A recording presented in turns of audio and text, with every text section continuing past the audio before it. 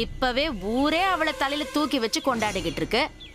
போற போக்க பார்த்தா அவ அடுத்த சேர்மன் இல்ல, எம்எல்ஏவா கூட ஆயிடுவா.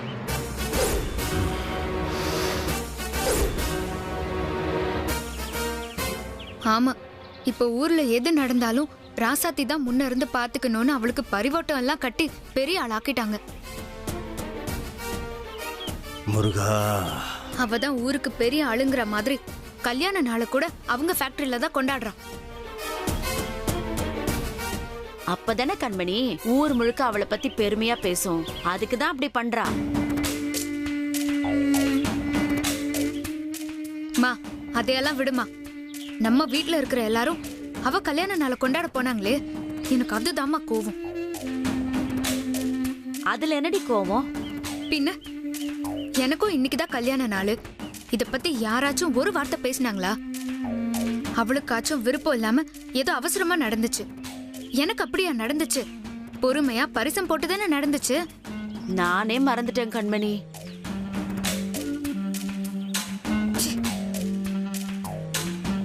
எல்லாத்துலயுமே அவ மட்டும்தானே வசதி. அவளை மட்டும்தான் எல்லாரும் கொண்டாடுவாங்க. இங்க பாருங்க, எந்த ஊரும் உறவும் அவளை தலையில் தூக்கி வச்சு கொண்டாடுதோ அவங்களே அந்த ராசாத்தியையும் இனியனையும் அசிங்கப்படுத்தணும். அந்த மாதிரி ஏதாச்சும் ஒண்ணு பெருசா பண்ணுங்க.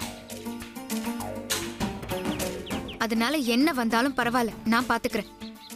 முருகா, எல்லாம் எனக்கு தெரியும். இப்ப காத்து அவங்க திசையில் அடிக்குது. அது ஒரு நாள் நம்ம பக்கம் மாறும். அப்ப அடிக்கிற அடியில ராசாத்தி இனியன் பேரை யாரு கேட்டாலும் காரி துப்புற மாதிரி பண்றேன்.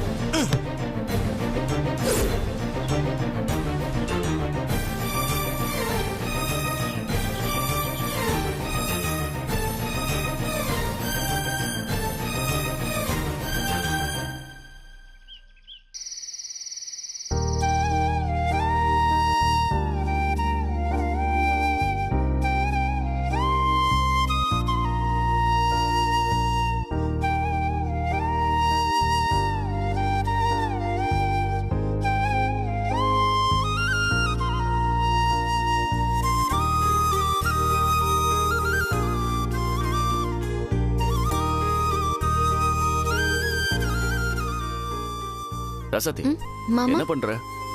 தூங்க போறேன் மாமா. ஏதாச்சும் பேசணுமா? ஆமா, அது சொல்லுங்க மாமா. இன்னைக்கு ஃபேக்டரியில எல்லாரும் என்ன சொன்னாங்கன்னு தெரியும்ல? என்ன சொன்னாங்க? நமக்கு அடுத்த கல்யாண நாள் அன்னைக்கு குழந்தையோட கொண்டாடணும்னு சொன்னாங்க. ஆமா, மாமாவும் அத்தையும் சொன்னாங்க. அழகரனாவும் சொன்னாரு. அவங்க வழக்கமா சொல்றது தானே. வழக்கமா சொல்றது, ஆனா சொன்னாங்கல்ல. பாவம், அவங்களும் எவ்வளவு நாள் தான் சொல்லிட்டே இருப்பாங்க. நாமளும் அதுக்கு மனசு வைக்கணும்ல. என்ன மாமா சொல்றீங்க?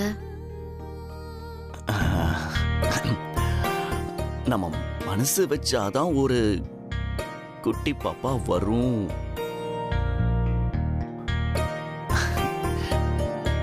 அவங்களுக்காக மட்டும் கிடையாது, நமக்காகவும் தான் கேட்கிறேன்.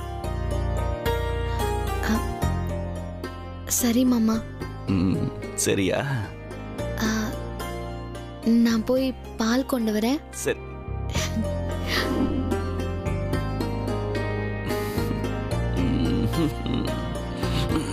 அப்பா, ஒரு வழியா ஒத்துக்கிட்டா. அப்பாடா, நல்ல சாப்பாடு. கல்யாண நாள் அதுவுமா மாப்பிள்ளைக்கு சில பல அறிவுரைகளை சொல்லி நாம் அமிச்சோம். அவன் இந்நேரம் அதெல்லாம் செயல்முறைப்படுத்திருப்பானா இல்லையா? எதுக்கும் ஃபோன் பண்ணி கேட்டுருவோம். இந்த நேரத்தில் ஃபோன் பண்ணி அவனை டிஸ்டர்ப் பண்ணக்கூடாது. இந்த விஷயத்தில் அவன் ரொம்ப வீக்கு. எதுக்கு ஒரு ஃபோன் போட்டு பேசிடுவோம். ஏன்னா பைபிள் நாளைக்கு வந்து ஏதாவது கதை சொல்லுவான்.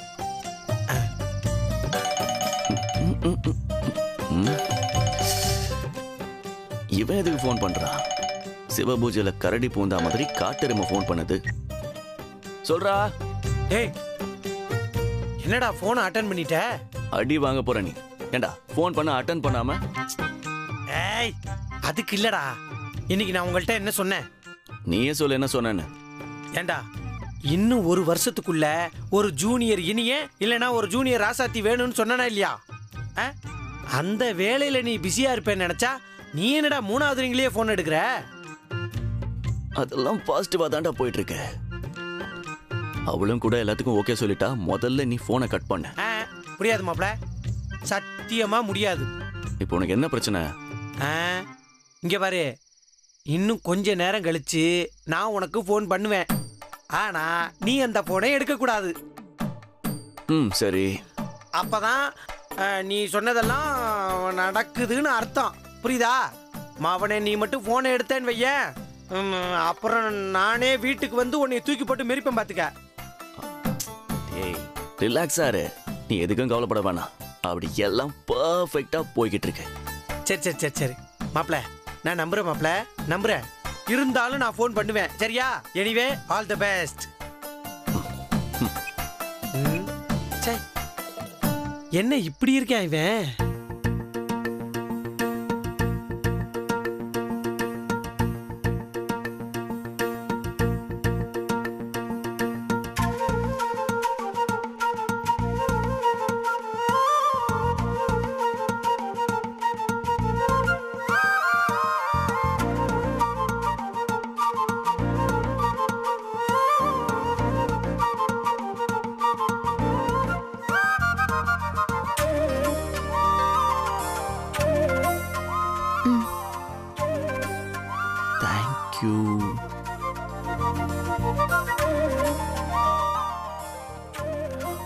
நீ குடி. நீங்க சாப்பிடுங்க மாமா. பாதி குடிக்கவா?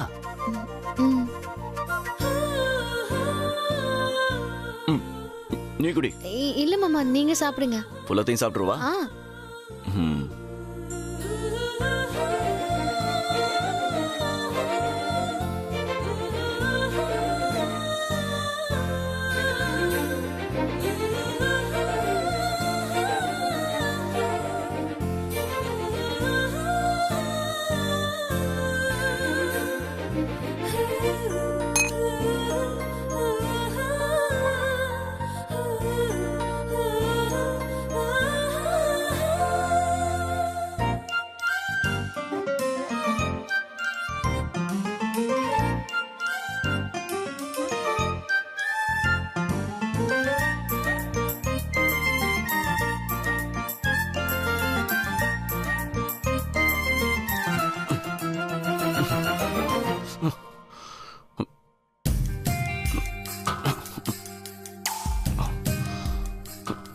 ஒன்றும்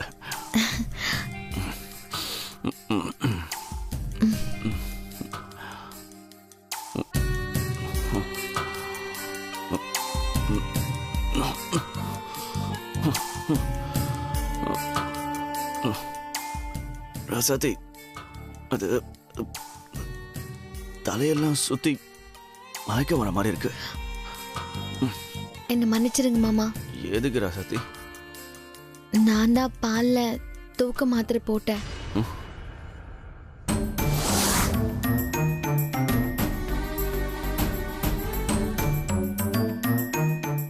அது ஏண்டி பண்ண? மாமா, எனக்கு உங்க ஆசை புரியுது. ஆனா இப்ப அது வேண்டான்னு தோணுது. நாம பெரிய ஆள் ஆனதை விட நம்ம எல்லாரும் ஒன்னா ஒரே குடும்பமா இருக்கணும். நம்ம குடும்பம் ஒண்ணு சேரணும் மாமா. எனக்கு அதுதான் முக்கியம். ஏன்னா நமக்கு பொறுக்க போற குழந்தை தாத்தா, பாட்டி, அத்தை, மாமா, பெரியம்மா, பெரியப்பான்னு நம்ம குடும்பத்துல இருக்கிற எல்லாரோடையும் பாசமா வாழணும். நம்ம குழந்தையோட சந்தோஷம் எந்த வகையிலயும் குறையா இருக்க கூடாது. இதெல்லாம் சொன்னா நீங்க கண்டிப்பா கேட்க மாட்டீங்கன்னு எனக்கு நல்லா தெரியும். அதான் நான் பால்ல தூக்க மாத்திரை கலந்து கொடுத்துட்டேன். நீங்க என்ன புரிஞ்சுப்பீங்கன்னு நம்புறேன். அத வாயாலே சொல்லிருக்கலாம்ல.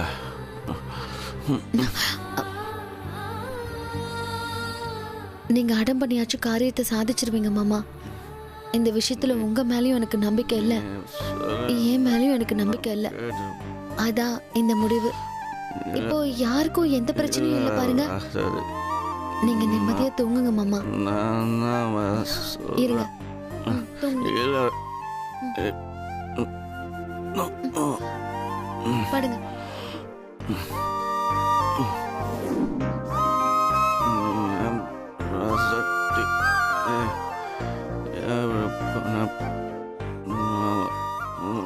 எப்பா பனிக்கு ரொம்ப விட விடன்னு வருது. பேசாம வீட்டுக்கு போவோம். இவன் என்னடா இது? சரி, மாப்பிள்ளை கிட்ட வேற ஃபோன் பண்றோன்னு சொல்லிட்டான். எதுக்கும் அவனுடைய தற்போதைய நிலவரம் என்னன்னு தெரிஞ்சுக்கிட்டு நம்ம வீட்டுக்கு போவோம்.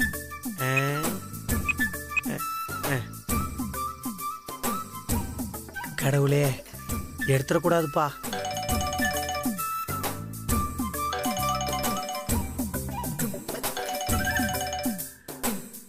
அழுகிறேன்னு அட்டன் பண்ணிட்டான். ஏண்டா அறிவட்டவன, என்னடா சொன்ன உன்ட்ட? ஏண்டா உனக்கெல்லாம் ஒரு பொறுப்பே இல்லையா? அண்ணே, நான் ராசாத்தி பேசுறேன். ராசாத்தி நீயா? ஆமாண்ணே, அவர் தூங்கிட்டு இருக்காரு. எது தூங்குறானா? ஐயோ தலைவலிக்குதே. ஏம்மா தூங்குறானாம்மா? ஆமாண்ணே. ஆ சரிம்மா, தூங்கட்டும். நான் காலையில் வர்றேம்மா. ம் சரிங்கண்ணே. ஏம்மா, கொசு கடிக்க போது பெட்ஷீட்லாம் போத்தி விடு. நல்லா தூங்கட்டும். சரிங்கண்ணே. ஒன்னையும் சொல்லி ஒன்றும் இல்லை. சரிம்மா, நான் வைக்கிறேம்மா.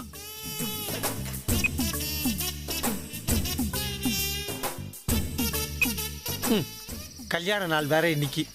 எல்லா விஷயத்திலையும் சரியா இருக்கணும்னு கம்பீரமா வேற நிப்பான். ஆனா இதுல மட்டும் பெப்பரப்பேன்னு போன உடனே தூங்கிடுவான் போல இருக்க. ஐயோ, இவனெல்லாம் என்ன சொல்லி திருத்துறதுன்னே தெரியல. நமக்கு தூக்கம் போனதுதான் மிச்சம். சீக்கிரம் நம்ம ஒரு பொண்ணை பார்த்து கல்யாணம் பண்ணிடணும். இவங்களுக்கு அட்வைஸ் பண்ணியே காலம் போயிரும் போல.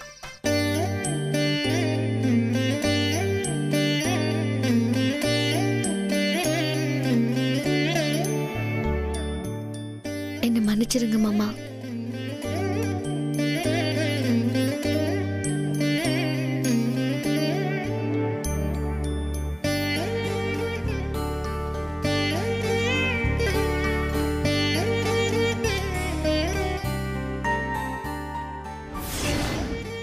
என் வீட்டுக்காரர் நம்ம வீட்டில் தான் பிறந்தாருன்னு சொல்லுவாங்க.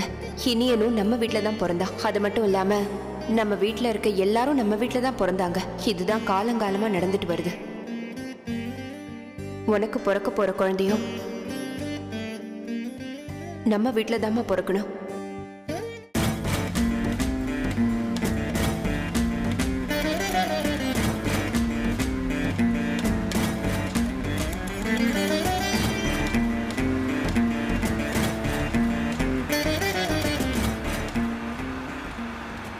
மாமா, ஏதாச்சும் என் மேல கோவமா? அதெல்லாம் ஒன்றும் இல்லை. இல்ல மாமா, நான் எதுக்கு பண்ணேன்னா... எல்லாம் புரியுது, நீ எதுவும் சொல்ல வேணாம். உங்களை பார்த்தாலே தெரியுது மாமா, நீங்க கோவமா இருக்கீங்கன்னு.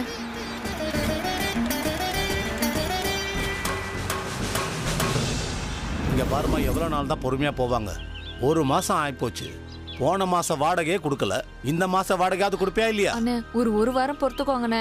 எப்படியாச்சும் வாடகையை திருப்பி கொடுத்துட்றேன். ஆரம்பத்துல இருந்து இதேதாம்மா சொல்லிட்டு இருக்க. வாடகை கொடுக்குற மாதிரியே தெரியல. கொடுத்த அட்வான்ஸ்ல வாடகை கழிச்சுக்கிறோம். நீ முதல்ல வீட்டை காலி பண்ணு. அண்ணே, என் புருஷன் வேலை இல்லாம இருக்காருண்ணே. அதனாலதான் 2 மாசமா வாடகை கொடுக்க முடியலண்ணே. அவரும் வேற இடத்துல வேலை தேடிட்டு இருக்காருண்ணே. இந்த ஒரு வாரம் பொறுத்துக்கோங்கண்ணே. இந்த கதையெல்லாம் என்கிட்ட சொல்லாத. இந்த மாதிரி எல்லார் வீட்லயும் கேட்டுட்டு தான் வரேன்.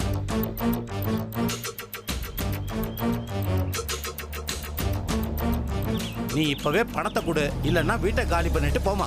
அண்ணா சொல்றது கேளுங்கண்ணே. அதெல்லாம் இதுக்கு மேல உனக்கு டைம் கொடுக்க முடியாதுமா. ஏற்கனவே நிறைய டைம் கொடுத்தாச்சு. காலி பண்ணு உடனே. அண்ணா சொல்றது கேளுங்கண்ணே. ஒரே ஒரு வாரம்ண்ணே. என்னாச்சு கனகா, என்ன பிரச்சனை? எதுவும் இல்ல மேடம், நீங்க போங்க. என்ன என்ன ஒண்ணும் இல்லைன்னு சொல்ற? இவ்வளவு ஆளுங்க வந்து உன்னை மாட்டிட்டு இருக்காங்க. நீ என்னடானா இதுவும் பிரச்சனை இல்லைன்னு சொல்ற? என்னாச்சு தம்பி? நீ யார் முதல்ல? இவங்க எங்க ஃபேக்டரியில தான் ஒர்க் பண்ணிட்டு இருக்காங்க.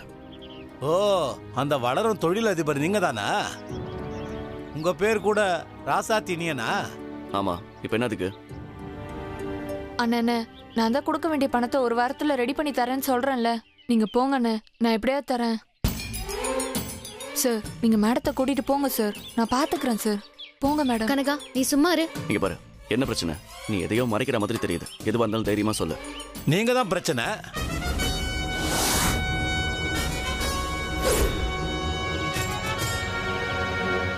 உங்களால ஊர்ல பாதி பேர் வாடகை கொடுக்க முடியாம இருக்காங்க, வேலையே கிடையாது. இதெல்லாம் பத்தி கவலைப்படுறதே கிடையாது. ஆனா செழிப்பா தான் இருக்கீங்க.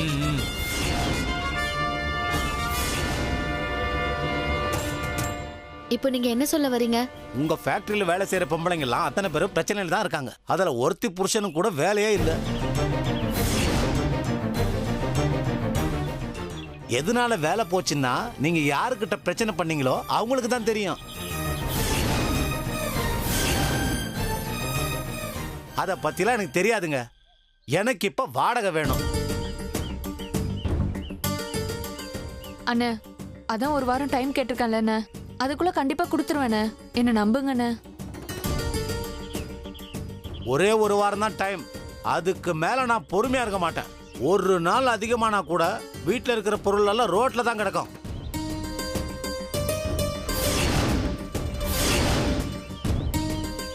டேய் வாங்கடா.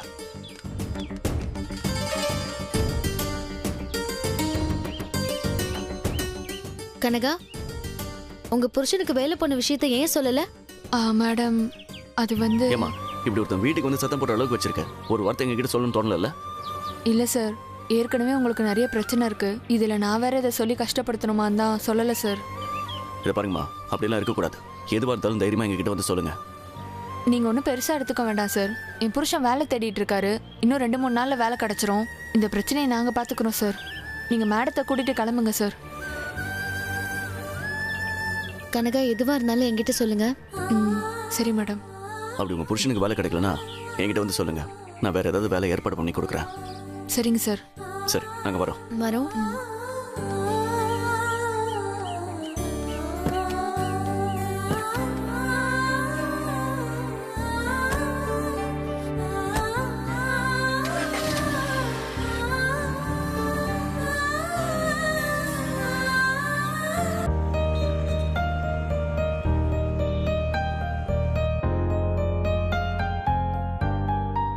ரசதி மாமா, நான் இன்னைக்கு கலெக்ஷன் பார்த்துட்டேன்.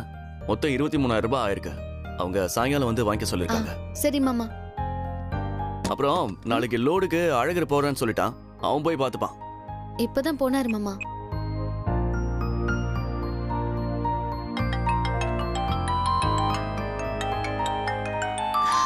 அம்மா பேசு.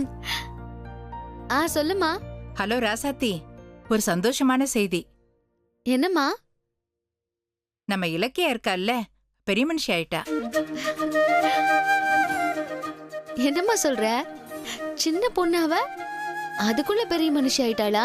ரொம்ப சந்தோஷம்மா. அதான் நம்ம வீட்ல இருக்கிறவங்க எல்லாரும் சேர்ந்து நம்ம ரத்த சொந்தங்களை மட்டும் கூப்பிட்டு சின்னதா ஒரு ஃபங்க்ஷன் நடத்தலான்னு இருக்கோம். நீ மாப்பிள்ளை கூட்டிட்டு அவசியம் வந்துடு என்ன? சரிம்மா, நானும் மாமாவும் கண்டிப்பா வந்துடுறோம். சரி, சீக்கிரம் வந்துருங்க. பெரிய மனுஷியா? ஆமா, யார் இப்ப பெரிய மனுஷி ஆயிட்டாங்க? மாமா, இலக்கியா பெரிய மனுஷி ஆயிட்டாளாம். அதுக்குதான் அம்மா கிட்ட வரேன்னு சொன்னேன். ஓஹோ, பாரேன், சின்ன வாண்டது அதுக்குள்ள பெரிய மனுஷி ஆயிடுச்சு. ரசதி, நீ வேலையெல்லாம் முடிச்சிரு, நம்ம சீக்கிரமா போய் என்னன்னு பாத்துடலாம். சரி மாமா. நம்ம ஏதாவது கிஃப்ட் வாங்கிட்டு போலாமா? வாங்கலாமே. ஆமா, இலக்கிய சின்ன பொண்ணு, அவளுக்கு பிடிச்சதா ஏதாவது வாங்கிட்டு போலாம். சரி, போலாம். மாமா, நமக்கு குழந்தை பிறந்தா எனக்கு அண்ணன் தம்பி இருக்காங்க, அதனால தாய் மாமா முறைக்கு சீர் பண்ணுவாங்க. ஆனா அன்னைக்குதான் யாரும் இல்லையே, பாவம் இலக்கியா. இதுக்குதான் பொண்ணு வீட்டுல அண்ணனோ தம்பியோ இருக்கணும்னு சொல்லுவாங்க.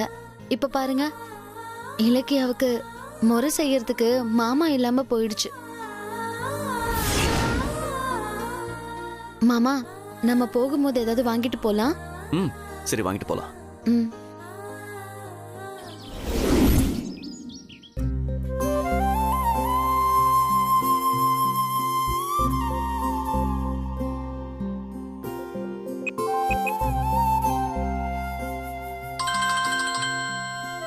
மாமா ஒரு நிமிஷம்.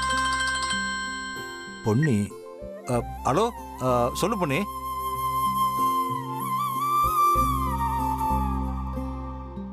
ஐயா, என் பொண்ணு இலக்கியா பெரிய மனுஷி ஆயிட்டா.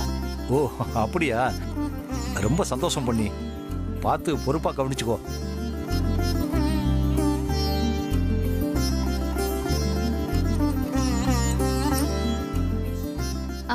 கண்டிப்பாங்கய்யா, கண்டிப்பா நல்லா கவனிச்சுக்கிறேன்.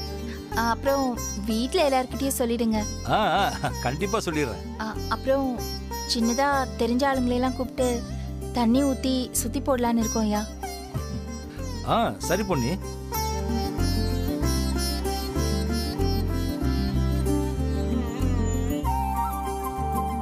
நீங்க எல்லாரும் கண்டிப்பா வரணுங்கய்யா. கண்டிப்பா வர்றோம். நாங்க எல்லாமே எப்படி